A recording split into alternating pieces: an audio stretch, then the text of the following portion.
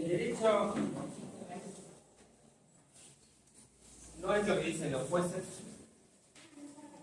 El derecho no es hecho. El derecho no es lo que dice la ley. El derecho no es norma. Y el derecho no es el sistema de valores al cual una sociedad debería aspirar. No es ese sistema de valores que tendría que inspirar la norma para llevar al ser a lo que tiene que ser. El derecho no es lo que dicen los jueces, el derecho no es hecho, el derecho no es norma y el derecho no es valor, porque el derecho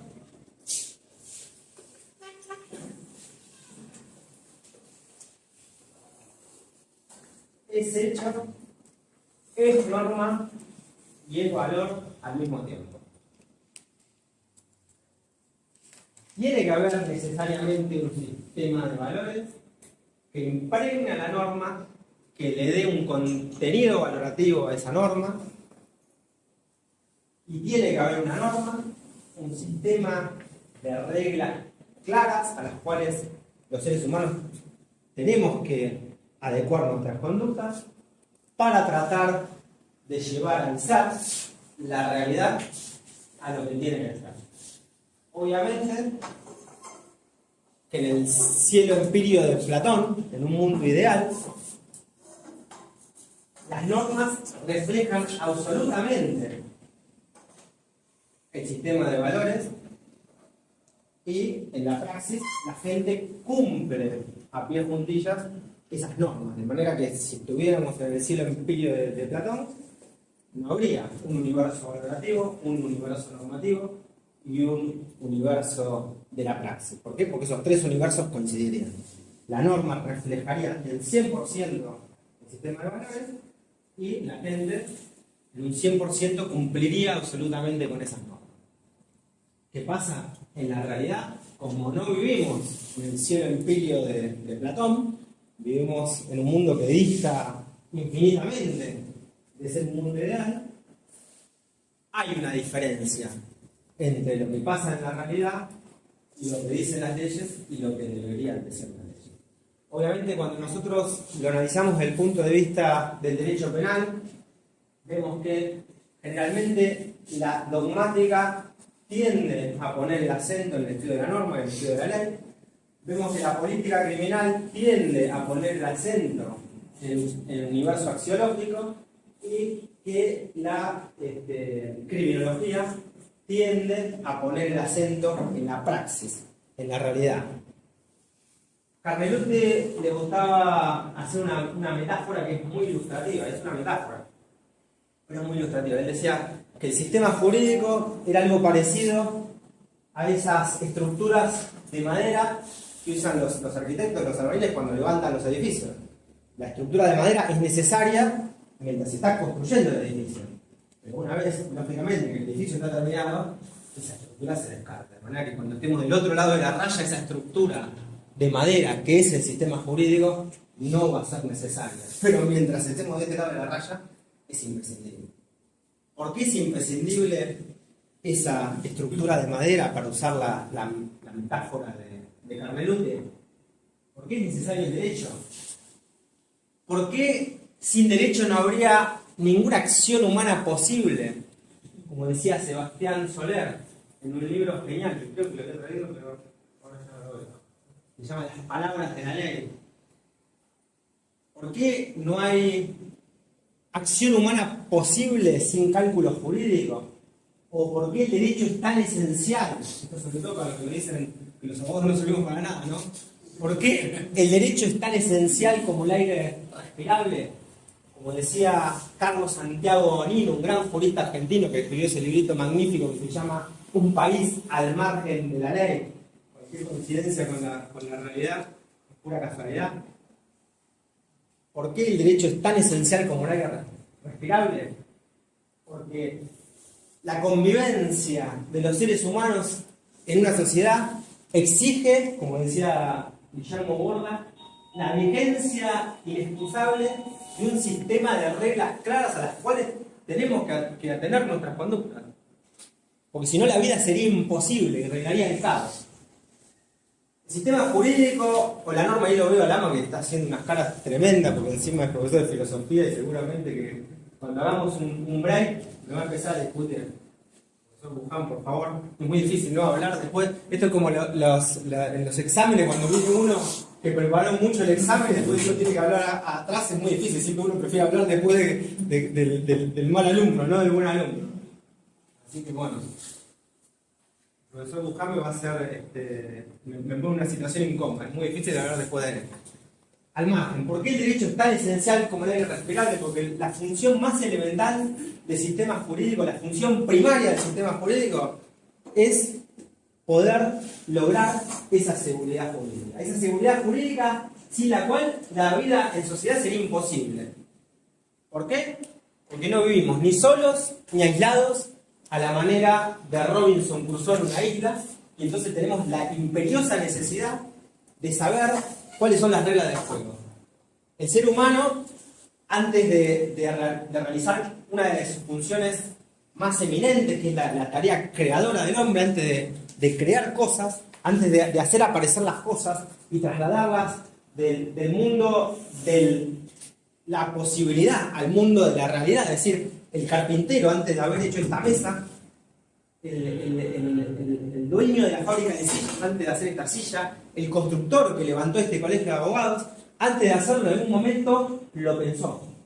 Este colegio de abogados o esta casa no existía en el mundo de la realidad, existió en la mente del arquitecto.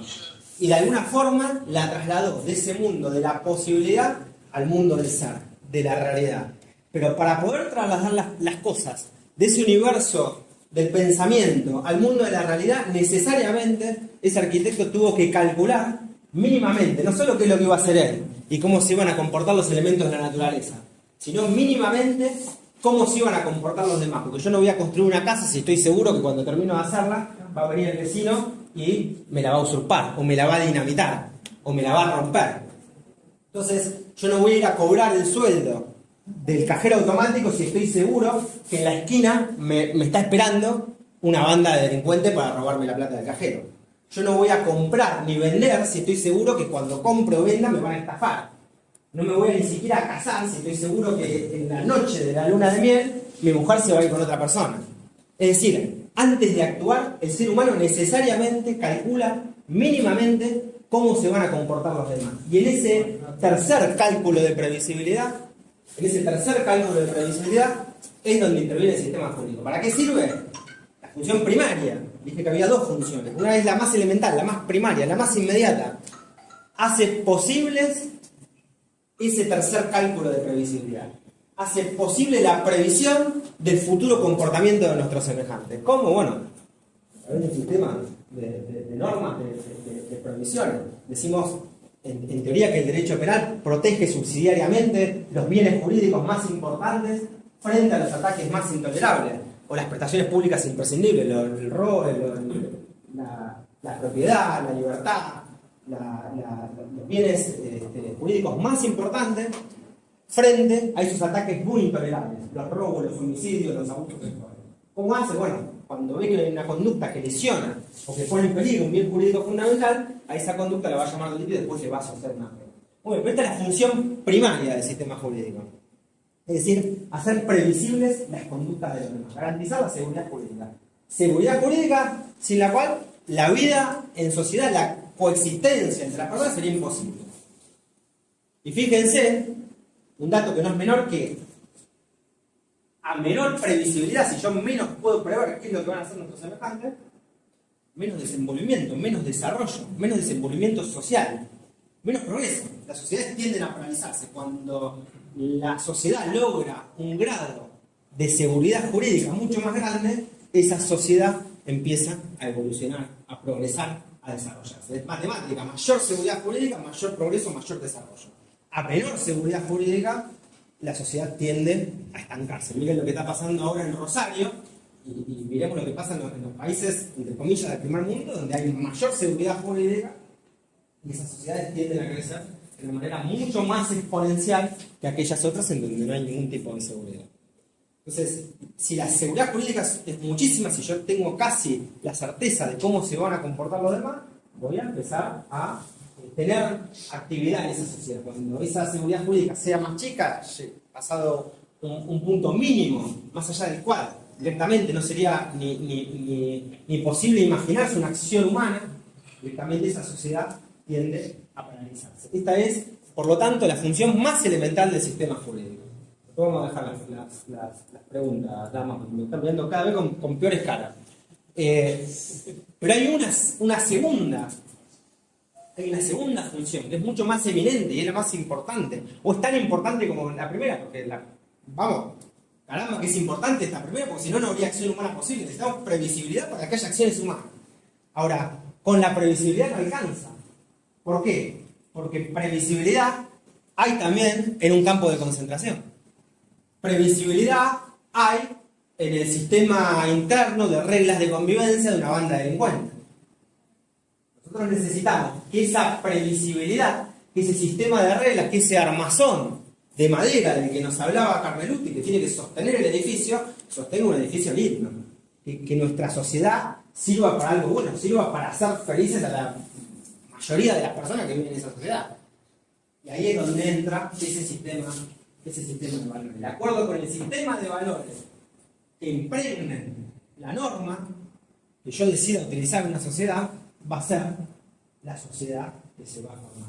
De hecho, una de las causas formales más eminentes de una sociedad es justamente el sistema jurídico. Por lo tanto, si el sistema jurídico es causa formal de la sociedad, de acuerdo con ese sistema de valores que impregne esa norma, va a ser la sociedad que se obtenga. Puede obtener a partir de un sistema jurídico una sociedad que sea la panacea o una sociedad que sea un desastre, radicalmente injusta. Por lo tanto, en ese sistema de valores necesariamente tiene que incluirse la justicia. Si el sistema de valores apunta a un contenido de justicia, esa sociedad va a ser una sociedad justa. ¿Por qué? Porque el deber ser va a impregnar la norma y la norma va a tratar de llevar al ser lo que tiene que ser. Y si al contrario las normas son arbitrarias, caprichosas, irracionales, injustas, esa sociedad va a terminar siendo algo muy parecido a un campo de concentración. Por eso este análisis hay que hacerlo ex ante, antes de iniciar cualquier estudio de dogmática, de política criminal, de criminología. Ahora, decimos entonces que nuestro sistema jurídico va a tratar de proteger subsidiariamente los bienes jurídicos más importantes frente a los ataques más intolerables. ¿Cómo va a ser? Va a crear delitos, va a decir estas conductas lesiones o ponen en peligro estos bienes jurídicos fundamentales y después le va a asociar una pena. Claro que para decir que algunas conductas lesionan o ponen en peligro bienes jurídicos fundamentales, tuve que ex ante decidir qué es lo que está bien y qué es lo que está mal. Pero ¿cómo hace el sistema jurídico para pasar de esa norma abstracta del derecho penal, de esa norma abstracta, cómo hace para pasar de esa norma abstracta a la concreta imposición de una pena? Bueno, perdón, ¿cómo se hace entonces para pasar de esa realidad abstracta a la concreta imposición de una pena?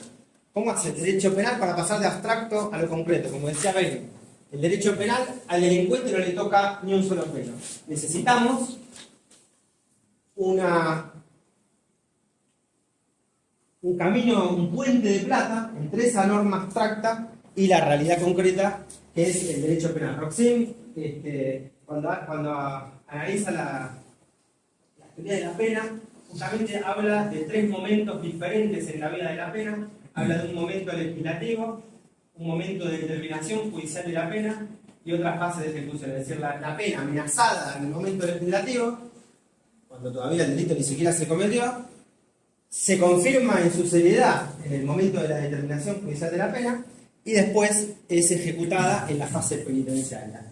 Para pasar de la fase legislativa al momento penitenciario necesitamos un momento de determinación judicial. Justo recién hablaba de lo que va guiando la pena en el momento concreto, son necesidades de prevención especial, con un límite mínimo que es la prevención penal negativa y un límite máximo que es el principio de culpabilidad, que no viene al caso. ¿Qué es lo importante? Que necesitamos este puente de plata entre la norma abstracta y la efectiva imposición de la pena.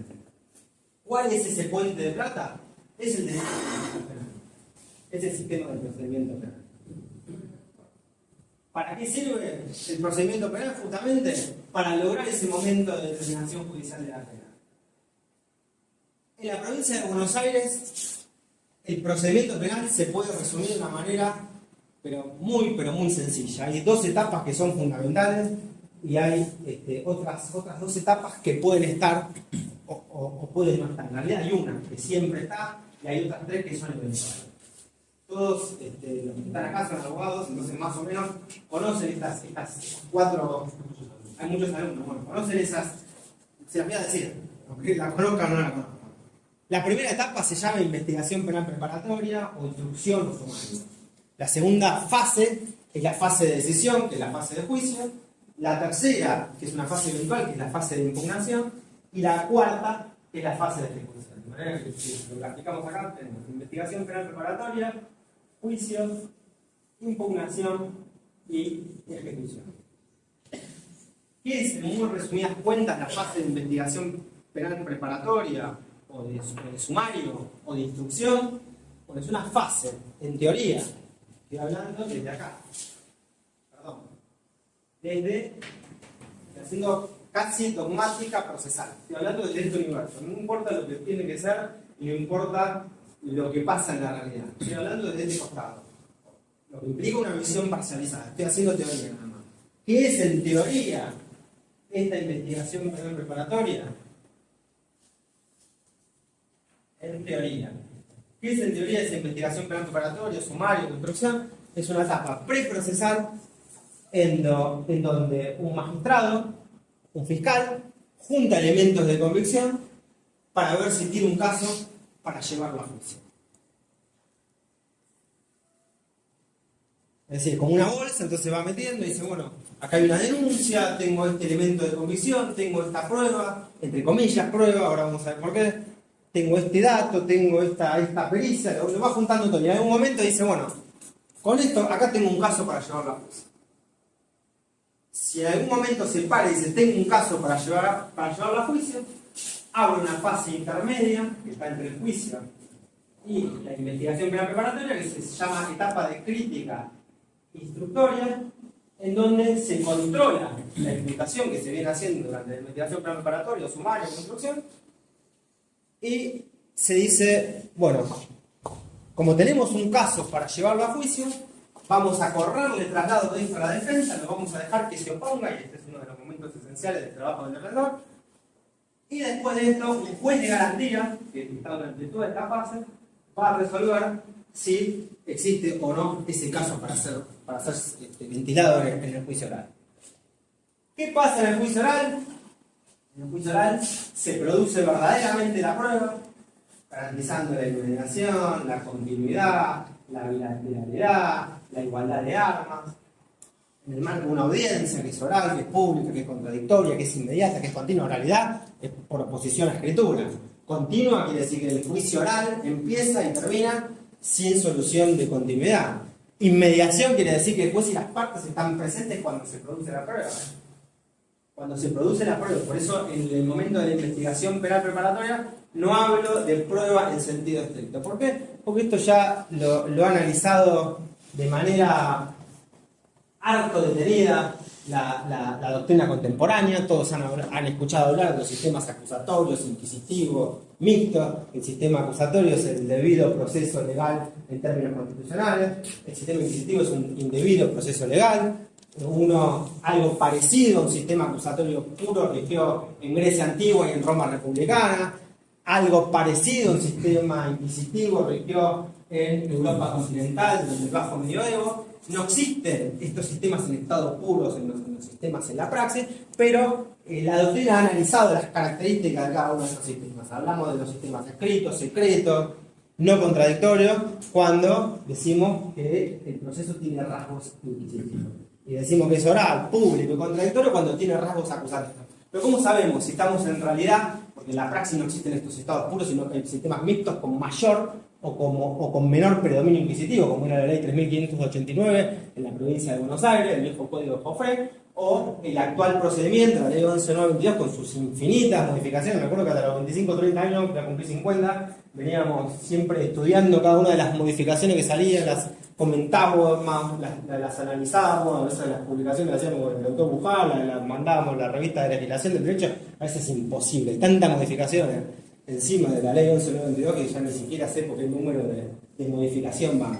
Pero básicamente, ¿cómo sabemos si estamos en presencia de un sistema mixto con predominio inquisitivo o un sistema mixto con predominio acusatorio?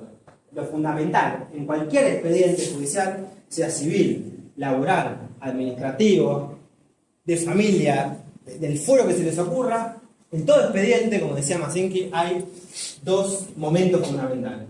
En un momento, una parte alega unos hechos, alguien los alega, la contraparte los niega, y esos hechos hay que probarlos. Y después hay que aplicar el derecho. O sea, esos son los dos momentos fundamentales. Es decir, el momento fundamental de un proceso es en el que se prueban los hechos. ¿Cómo se prueban los hechos? A través de la prueba, valga la redundancia. Entonces, para saber si estamos en presencia de un sistema mixto con predominio acusatorio o mixto con predominio inquisitivo, hay que ver cuál es el momento en que se produce la prueba. Si el momento en que se produce la prueba es oral, público, contradictorio, el sistema es acusatorio. Si el momento en que se produce la prueba es escrito, es secreto, no hay inmediación. No hay inmediación quiere decir que hay delegación de funciones, como por ejemplo pasa en el momento de la instrucción. El fiscal delega en el secretario delega en el oficial mayor delega en el auxiliar segundo delega en el oficial de policía que está en Moreno Cuarta, y después la prueba la termina produciendo no el juez, no el fiscal, no el secretario, no los abogados, sino un oficial de policía en una comisaría escondida en algún lugar remoto de la provincia de Buenos Aires. Eso no es inmediación, eso es bien inquisitivo. Si esa acta, esa declaración recibida sin contradicción, sin bilateralidad, sin garantizar la oralidad, la publicidad, ni mucho menos la inmediación, si esa acta después se transforma en prueba, ese proceso, por más acusatorio que se diga, es inquisitivo con antifaz, como debería zafarlo. Y al contrario, si la prueba es producida en el marco de un juicio oral, público, contradictorio, y esa prueba es la que va a fundamentar la sentencia, entonces el proceso, sin ninguna duda, es acusatorio. ¿Qué pasa en el marco de la ley 11922 con sus infinitas modificaciones? Que es muy parecido al nuevo Código de Procedimiento Penal Federal, y que es en realidad muy parecido. Creo que el profesor Buján se estuvo hablando de todos los sistemas procesales vigentes en el país. Hay más de 23 jurisdicciones diferentes, más el Código de la Ciudad Autónoma de Buenos Aires, más el Código Federal, el nuevo y el viejo, porque el nuevo ya hay algunos artículos que están en vigencia y todavía sigue rigiendo el viejo Código Procesal Penal de la Nación. O sea, tenemos el Guinness de sistemas de procedimiento penal del mundo, me parece. Pero más allá de eso, todos los códigos procesales penales, salvo la estructura del nuevo Código Procesal Penal Federal, siguen este orden. Una investigación previa, una etapa de sumario, de instrucción, una etapa de plenario con el juicio, una etapa de impugnación, o sea, la etapa de investigación penal preparatoria, sumario, de instrucción, como quieran llamarla, se termina con la clausura de la instrucción y la elevación de la causa a juicio, y esta fase se termina con el dictado de una sentencia de primera instancia, que puede ser recurrida o no, y se abre entonces una fase eventual de impugnación. Y una vez que la sentencia queda firme, porque se agotaron todas las instancias, fue a Cámara, fue a Casación, llegó al Tribunal Superior de la Provincia, se interpuso un recurso extraordinario federal en los términos del artículo 14 de la ley 48 o de la doctrina de la arbitrariedad, llegó a la Corte, quedó firme esa sentencia, en algún momento hay que ejecutarla. Fíjense, instrucción o investigación penal preparatoria, juicio, impugnación y ejecución.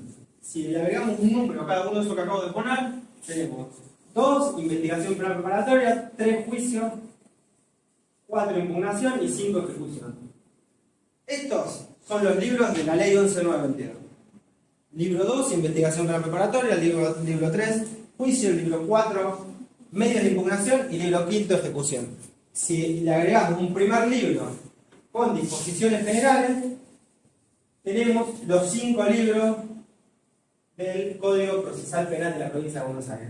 Y tenemos también los 5 libros del Código Procesal Penal de todas las provincias argentinas, porque todos tienen 5 libros. un primer libro dedicado a la instrucción, después un libro dedicado a los juicios, otro libro dedicado a los recursos y un libro dedicado a la ejecución. Incluso los códigos procesales de la mayoría de los países del mundo. Si uno agarra el Código Procesal Penal de Chile, va a pasar algo muy parecido, y se agarra el Código Procesal Penal de Brasil, que tiene un solo código para toda esa tremenda potencia que son, y esto viene a colación a lo que decía Wuhan, que me contaron que dijo antes de que llegue yo, van a ver que también responde a estas 4 fases fundamentales del proceso.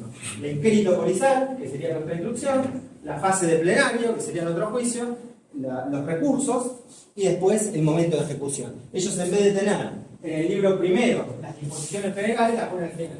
De manera que el libro 1 es el inquérito, el libro 2 es el plenario, el libro 3 es con los medios de impugnación, el libro 4 la ejecución, y en el libro 5 tiene las disposiciones generales. Más allá de este orden metodológico, todos los códigos procesales penales modernos siguen este lineamiento de las diferentes etapas del proceso. Menos, insisto, es una metodología bastante criticable, el nuevo Código Procesal Penal Federal, que todavía no entró en vigencia, que entraron en vigencia algunos pocos artículos. Pero entonces, sobre todo, como estamos en la provincia de Buenos Aires, me voy a detener en estas 2 fases, que son las más importantes, estas 3 fases. Fase de instrucción, fase de juicio y fase de impugnación, que creo que era lo que decía en el anuncio de la charla. Fase de investigación penal preparatorio, sumario o instrucción, o como quieran llamarla. El fiscal junta elementos de convicción para ver si tiene un caso para ser llevado a juicio. ¿Es proceso en sentido estricto? No es proceso en sentido estricto. El proceso en sentido estricto, siempre desde el punto de vista de la teoría, el proceso en sentido estricto va a empezar con el requerimiento de elevación a juicio. ¿Qué si no es proceso en sentido estricto? Y es lo más parecido al trabajo que tendría que hacer cualquier abogado antes de presentar una demanda civil, y sobre todo si es que tiene más de un caso. Si uno tiene un estudio y alguien lo consulta por un caso, no es que ese mismo día dice, vamos corriendo a presentar la demanda. No, va a abrir una carpeta. En esa carpeta va a ir juntando. Junta pruebas y, entre comillas, junta pruebas. Puede ser la documental que la ofrezca con la demanda, pero va haciendo anotaciones. Va juntando, entre comillas, elementos de convicción, y va juntando lo que va a hacer la prueba en el juicio, lo que va a ofrecer de prueba en el juicio. Pero no es la prueba en sentido estricto. Porque si no, si cada abogado pudiera producir pruebas de forma unilateral en su estudio, ganaría todos los juicios. Entonces es evidente que la prueba se va a producir adelante de la juez. Acá es lo mismo. Lo único que el titular de la acción, en principio, porque hay muchas reformas, como les dije, en principio es el fiscal. El fiscal es el titular de la acción pública. Entonces, en vez de ser un abogado, es un miembro del Ministerio Público, es un funcionario público, y no es que hace lo que quiera como la carpeta del abogado en su estudio, sino que de alguna forma tiene que ir siguiendo los lineamientos y las directivas de la ley del Ministerio Público y del Código de Procedimiento Penal. Pero básicamente es o debería ser algo muy parecido a eso. El dueño de esa carpeta es el fiscal, la carpeta se llama Legajo de Investigación Penal Preparatoria, se rige por esas disposiciones de la ley del Ministerio Público y del Código Procesal, pero en principio es soberano para juntar elementos de convicción y decir, bueno, tengo un caso para llevar a juicio. ¿Hay algo que es necesario? Sí, evidentemente, por un mandato constitucional, si hay una investigación penal preparatoria, en algún momento tiene que notificar al imputado que lo están investigando, y en algún momento, antes de llevarla a juicio, le va a tener que recibir declaración, lo que antes se llamaba declaración indagatoria. Más allá de eso, no hay ninguna otra regla general que obliga al fiscal a investigar de una manera o de otra. El fiscal es soberano en materia de recolección de elementos de convicción para llevar una causa a juicio. Sí, cuando terminas de investigar, cuando hay que realizar el requerimiento de elevación a juicio, y si le va a poner traslado a la defensa, y en definitiva, si hay oposición, el juez va a razonar. Recuerden que el 334 original de la ley 11.922 decía algo así como: si el fiscal estimare contar con elementos suficientes como para requerir el ejercicio de la acción, procederá a formular por escrito su requerimiento de elevación a juicio. Es decir, lo repetimos, si el fiscal estimare contar con elementos suficientes para requerir el ejercicio de la acción, fíjense lo que decía el código de su redacción original, es decir, no había ejercicio de la acción. Esta es una etapa notoriamente preprocesal, lo más parecido a lo que hacía el abogado en su estudio antes de presentar la demanda, y ese requerimiento de elevación a juicio era lo más parecido a la demanda civil.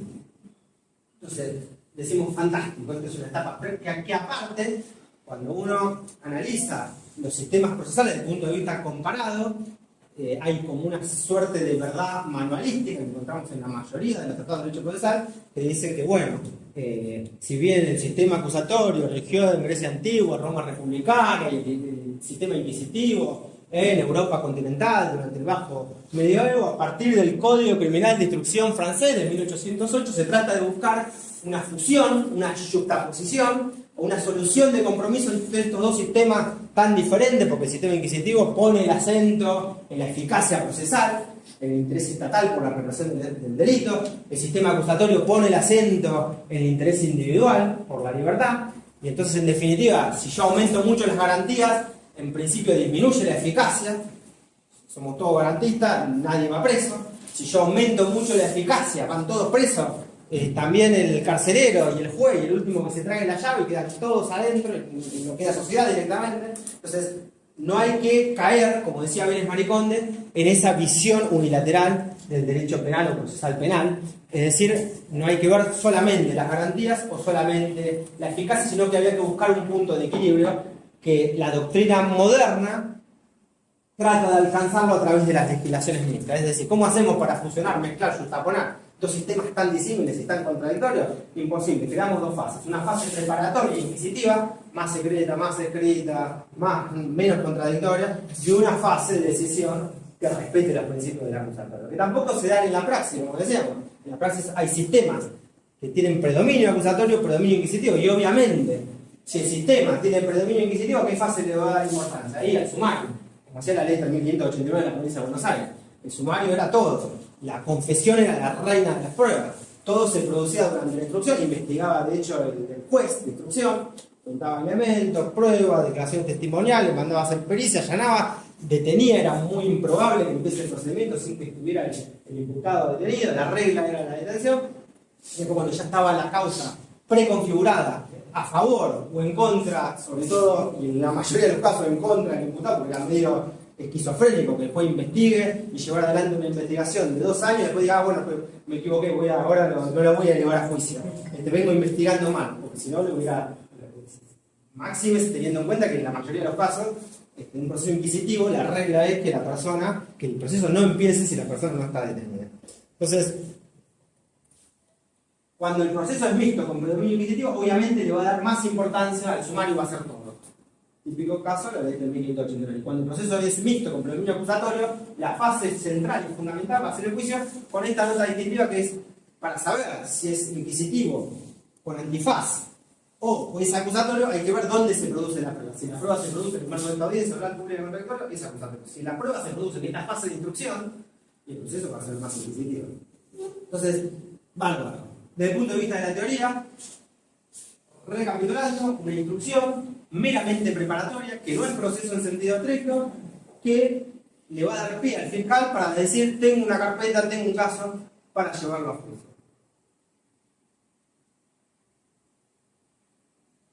Un juicio oral, público, contradictorio, donde se garanticen la oralidad, la publicidad, la inmediación, todas las garantías del acusatorio, que va a dar pie al dictado de una sentencia. Esto es muy lindo, está buenísimo, desde el punto de vista de la teoría.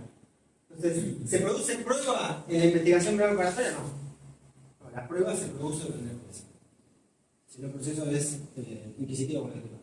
¿Para qué pasa en la realidad? Bueno, necesitamos un juez. Dijeron los legisladores, necesitamos un juez, porque bueno, a veces quizás pase algo en esta, quizás no sea tan deformalizada y tan una etapa preprocesal esa investigación penal preparatoria. ¿Por qué? Porque a veces, capaz, sí que hay que producir pruebas de instrucción. ¿Por qué? Porque quizás el proceso, en vez de terminar después un juicio oral público en realidad, termina con un juicio arreglado. Digamos, el 97% de los casos. Quizás, cuando haya que disponer una medida cautelar, que son medidas, como todos saben, que tienden a asegurar los fines del proceso, haya que disponer una medida de coerción y una medida de coerción personal, es decir, una detención. Digamos, el 99,9% de las medidas cautelares que se disponen en el proceso penal son detenciones, prisiones preventivas. Y además, capaz, y eso también pasa en el procedimiento civil, capaz hay que anticipar pruebas porque un testigo se me va a morir. No hay prueba irreproducible, hay que hacer una exhumación de un cadáver, hay que hacer una autopsia, y eso no lo voy a poder hacer en el marco de un debate oral público porque se muere todo en el juicio si me pongo a cortar un cadáver y hacer una autopsia en el mismo juicio. Entonces, cuando tengo que anticipar pruebas, artículo 274, cuando esto se va a transformar en prueba por imperio de un acuerdo entre partes, 495, un acuerdo entre el fiscal, el defensor, el imputado, que se ponen de acuerdo entre la calificación legal y el pedido de pena. Y voy a terminar con un juicio abreviado. Y en los casos en que haya que disponer una medida cautelar, si bien no se produce prueba, esa etapa deja de ser una etapa secundaria y preprocesal. De hecho, en la praxis, es la etapa más importante. Y si no, miren todos los recursos del Ministerio Público donde están destinados. Si están destinados a la instrucción, a juicio. Si yo voy a una fiscalía de juicio y el fiscal tiene 3 secretarios, 2 prosecretarios, 10 empleados, voy a una fiscalía de juicio y el fiscal de juicio tiene capaz un secretario, entonces evidentemente en la praxis todo esto que decimos es mentira. No es verdad. No es ninguna etapa preprocesal, al imputado se lo van a detener en la investigación penal preparatoria, cuando eleve la causa a juicio, quizás hace 2 años que esté preso, y de acuerdo con la calificación legal que tenga colgada como San Benito esa persona, lo van a condenar o lo van a absolver. Si no, díganme a ver cuántos casos de homicidios agravados o robo calificado por el uso de armas terminan con una absolución, o ni que hablar de abusos sexuales terminan con una absolución. Yo tengo uno. Bueno, uno. Acá, yo uno y yo tengo 200, 300, 1000 que terminan. No digo que no pueda pasar, seguro que puede pasar, hay absoluciones. Sí. Pero, Y es más, ¿cómo llegó al juicio? detenido 5 años con prisión preventiva. Bueno, listo, no tengo más preguntas. 5 años preso. ¿Quién le devuelve los 5 años de vida a esa persona? de agregado. Y en ese caso eran 2 imputados. El otro imputado sigue con 6 años con prisión preventiva porque la sentencia no está firme. 6 años, del 2017. Sigue malísimo. Bueno, eso es lo que le digo. ¿Qué etapa es más importante? Pregúntale a la persona que estuvo 5 años preso si es importante o no, o si esto es una mera etapa procesal. La abogada después dice, no, quedate tranquilo que el proceso lo empezó y todavía no hay requerimiento de la pena a juicio. Y esa es, a mi entender, en la praxis es como una etapa netamente positiva, diría yo. Absolutamente. Después de garantías es como que convalida permanentemente todo lo que el fiscal... Pero no generalicemos, no es escuela, puede ser, a ver, hay casos y casos, nunca conviene generalizar, hay honrosísimas excepciones, pero esto es, a ver, es una realidad. Un tribunal no puede estar en 2.000, en 3.000, en 4.000 investigaciones al mismo tiempo, porque tiene el juicio empieza y termina sin solución de continuidad cuando dicen de pie y entran los jueces. Una fiscalía de provincia capaz tiene 10.000, 20.000 causas en trámite. Es imposible llevar adelante 20.000 investigaciones en paralelo si no hay un procedimiento escrito y no hay delegación de funcionarios. Nadie podría resistir 4.000 investigaciones en paralelo. Eso es algo que no se puede modificar. Tiene que haber una etapa preparatoria. Pero muchas veces tiene que ver también... Lo fundamental no es que no exista esta actividad, entre comillas, preprocesal, sino el momento fundamental en donde se produce la prueba. Insisto, si la prueba se produce por escrito, en secreto, sin inmediación y sin continuidad durante esa instrucción, entonces el proceso es inquisitivo. Por eso también el artículo 274 rodea a esos anticipos extraordinarios de prueba de todas las condiciones que deberían producirse en un juicio. ¿Qué va a pasar en el juicio? En el juicio se va a dar ese triángulo, va a ser el juez, el fiscal y el defensor. Entonces, si yo tengo que anticipar pruebas y producir pruebas en esa fase procesal, y bueno, tengo que tener un juez también, el fiscal y el defensor. Para eso tengo que notificar al defensor y para eso lo tiene que disponer el juez. Para eso el juez de garantía. ¿Qué pasa a nivel de la fase recursiva? Vamos a ponerla por acá porque ahí se me acabó el pizarrón. Bueno, en la cabeza tenemos la Corte Suprema de Justicia de la Nación, como sabemos, de las cuales dependen todas las jurisdicciones provinciales. Después en cada provincia, el Tribunal Superior de la provincia, acá la Corte Suprema de Justicia de la Nación, y la Suprema Corte de Justicia de la provincia de Buenos Aires, y abajo de la Suprema Corte, en La Plata, acá tenemos un Tribunal de Casación Penal, y abajo, ¿no?, cada departamento judicial con la Cámara Local y el juez de garantía. De manera que tenemos prácticamente un sistema que es un poco un monstruo de dos cabezas. ¿Por qué? Porque durante la etapa de instrucción y para resolver todas las incidencias que se produzcan durante el juicio, menos la impugnación contra la sentencia de un tribunal oral en lo criminal, es decir, menos contra o de un tribunal de jurado, por ejemplo, la imposición de una pena de prisión perpetua o de más de 6 años de prisión, tenemos prácticamente un solo recurso, que es el recurso de casación. Mientras que para todas las demás incidencias uno puede articular un recurso de apelación, 439, ante la Cámara de Apelación.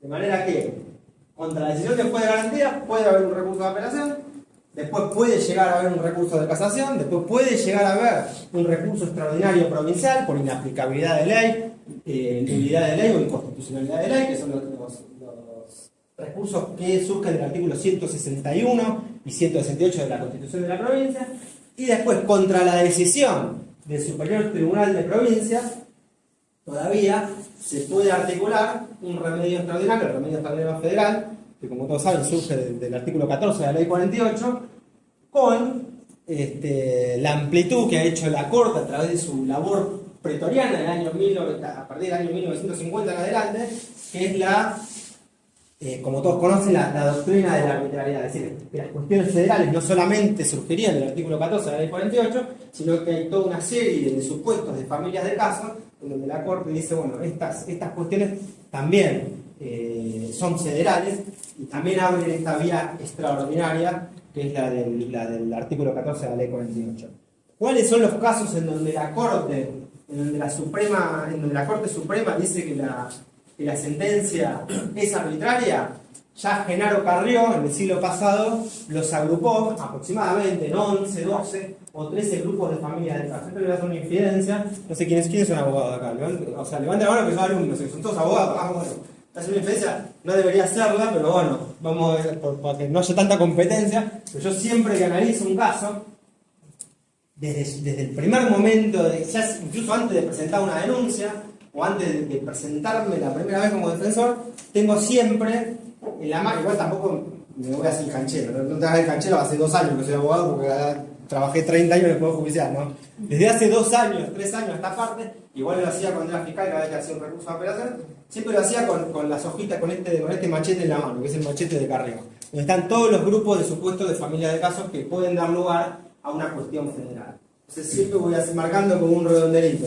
Digo, a ver, causal 1, la sentencia es omisiva, omite considerar, o puede esto dar lugar a una sentencia omisiva. Obviamente que si voy a presentar una denuncia, ya esta causal de la arbitrariedad sería muy rara, pero siempre la tengo en cuenta. Puede llegar a dar lugar a este proceso que se está iniciando, puede llegar a dar lugar a una sentencia omisiva, lo marco. Si el juez dicta una resolución que no me gusta, digo, violó el principio de congruencia. Todos sabemos que el principio de congruencia es lo que decía que acá en el primer momento de la investigación lo tiene que notificar el 60, después de reciben declaración del 308, después el fiscal requiere la elevación a juicio y después en los alegatos de inicio del juicio oral el fiscal vuelve a recrear los hechos y después en el alegato final los vuelve a cerrar y después en la sentencia el juez vuelve a describir los hechos. Tiene que haber una congruencia entre ese 60, 308, el requerimiento de elevación a juicio, el alegato de inicio y el alegato de cierre y la sentencia, obviamente, porque si no se viola el principio de congruencia.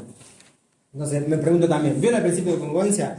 El juez se está rogando el papel del legislador está prescindiendo del texto legal sin dar una razón plausible para hacerlo, aplica preceptos derogados, da como fundamento pautas de excesiva amplitud en sustitución de normas operativas y directamente aplicables, prescinde de prueba decisiva, le invoco prueba, le produzco prueba y después prescinde de esa prueba, o invoca prueba inexistente, pasa muchísimo en las sentencias, sobre todo esas sentencias kilométricas de 100, 200, 300, estábamos analizando una sentencia del Superior Tribunal de Entre Ríos, 450 hojas tiene la sentencia. Invoca prueba inexistente, contradice abiertamente otras instancias de la causa sin dar una razón plausible, contradice lo que ya viene diciendo el fiscal de instrucciones, juez de garantía, la Cámara cuando llega al Tribunal de Casación. ¿Es autocontradictoria? El 60% de la o pretenden dejar sin efecto resoluciones firmes, a veces hasta la Corte lo hace. A través de cuando vino alguna sentencia de la Corte Interamericana de Derechos Humanos. Después, contra esta decisión definitiva de la Corte Suprema, todavía cabe una petición individual ante la Comisión Interamericana de Derechos Humanos. Obviamente la Corte Interamericana no abre sus competencias con relación a presentaciones que realizan los particulares, sino que hay que mandar una petición individual, hay un formulario en la página de la Corte Interamericana, hay que mandar una petición individual vía mail a la comisión. Si la comisión decide que hay un caso para ser llevado a la Corte Interamericana, abre la competencia del Tribunal Interamericano de Derechos Humanos. Bueno, en definitiva, investigación penal preparatoria, esa etapa preprocesal, con esas tres excepciones, cuando hay que disponer una medida cautelar, cuando hay que anticipar pruebas, y en la mayoría de los casos, porque en la mayoría de los casos es muy probable que si el proceso no termina con un sometimiento o con un archivo simple o condicionado, termine, en el caso de pegar una sentencia o una sentencia de juicio oral, son muy pocos los casos que se llevan a juicio y que terminan después de juicio oral. Y sacando esas tres excepciones, esta etapa debería ser una etapa preprocesal. La fase de juicio, ya sabemos, si la pena es menor a 6 años, vamos por correccional, si es más, vamos a un tribunal oral. Ahora con las penas mayores a 15 años, puede llegar a intervenir un tribunal de jurados populares con 18 jueces elegidos de la lista que todos los años publica la Suprema Corte de Justicia de la provincia. La decisión del jurado es prácticamente inapelable, hay solamente 4 supuestos de impugnación contra la decisión de un tribunal de jurado y solamente puede impugnar el defensor, es de vidriosa constitucionalidad la norma, pero lo que establece por ahora la ley. Se han planteado la inconstitucionalidad y la casación la ha rechazado en reiteradas oportunidades.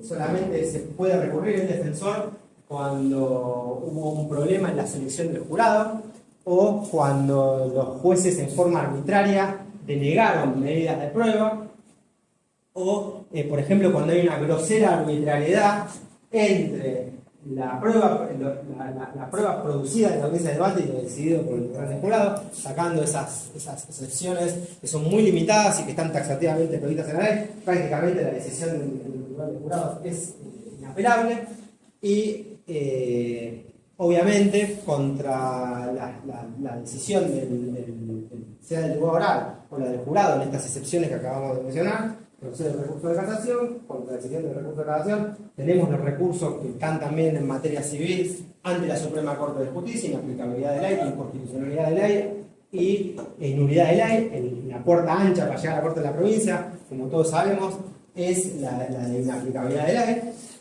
Contra las sentencias omisivas o infundadas, que a su vez también son causas de arbitrariedad, como lo acabamos de decir, para llegar al máximo tribunal federal, con el detalle de que la Corte, sobre todo a partir de la acordada 7 del año 2015, tiene muchísimos requisitos, ha impuesto muchísimos requisitos formales para la admisibilidad del recurso extraordinario. Es decir, es un recurso extremadamente formal y además tiene, como también saben, la facultad de rechazar la admisión de esos recursos sin expresar ningún tipo de motivo, con el artículo 280. Nosotros tenemos un recurso extraordinario ahora en la Corte que presentamos el año pasado, en un caso bastante mediático de Flor Peña contra 2 diputados nacionales, contra Wolf Iglesias, y o sea, en primera instancia nos sobreseyeron la causa, habíamos planteado una cuestión de género. En la Cámara mantuvieron ese sobreseimiento, nosotros estábamos por el particular damnificado, por el querellante en realidad, por nación. Un juez nos dio la razón a nosotros, 2 jueces votaron en contra, fuimos al Tribunal de Casación, la Casación volvió a fallar en un voto dividido 2-1 en contra de las pretensiones del querellante, interpusimos un recurso extraordinario, el Tribunal de Casación, de nuevo 2-1, denegaron ese recurso extraordinario por arbitrariedad y justamente lo que estábamos planteando era si amparándose en los fueros de diputados podían eximirse de dar cumplimiento a la ley 26485, a la Convención Meriendo Pará y a la Convención CEDAW, y medio que los metimos en una disyuntiva y de hecho nos tuvimos que ir en queja a la Corte porque nos rechazaron el recurso extraordinario. La queja ingresó en la Corte y se puede ir siguiendo, no se sabe qué está pasando en la Corte, pero se puede ir siguiendo en qué secretarías está. Y va pasando, la Secretaría hace 2 años que está apoyando por toda la Secretaría, pasa de la Secretaría 4 a la Secretaría 2, no nos extrañaría si después termina rechazado con una plancha de los 80, pero por lo menos fue pasando por toda la Secretaría y ahora está en una Secretaría de coherencia interna. Con lo cual debe haber opiniones divididas y aparte están en una encrucijada de no poder borrar con el codo lo que vienen escribiendo con la mano en todas las cuestiones de género. Entonces, no sé qué va a pasar. Después les cuento en la próxima charla que también se le parece a pizarrón lleno, decía el doctor Ricardo Fraga, clase terminada.